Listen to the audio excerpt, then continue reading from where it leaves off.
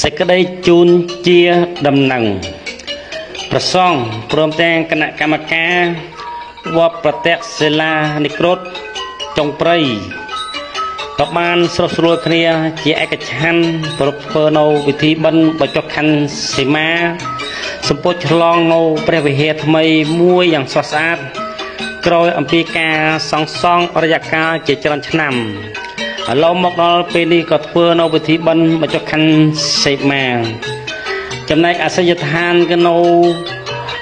ភូមិចាមឃុំពឹកខឹងសុកកៅខេត្តព្រះតាពាំងចំណែកកម្មវិធីបិណ្ឌប្រពើនៅថ្ងៃទី5ទី6ទី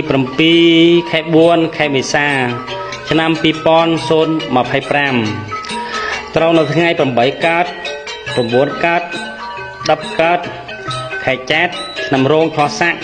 ពុទ្ធសករាជ2568អាស្រ័យហេតុហើយខ្ញុំបកករណាខ្ញុំបាទក៏សូមគោរពអញ្ជើញនិមន្តប្រសងនិងប្រជាពុទ្ធបរិស័ទគ្រប់ចិត្តទិសដើម្បីចូលរួមក្នុងកម្មវិធីបិណ្ឌបច្ចុប្បន្នខណ្ឌសីមាឲ្យមានភាពយ៉ាងអធិកធមនិងបំពេញកងការកុសលតាមសទ្ធាជ្រះថ្លារៀងខ្លួនក៏បីអាខានឡើយ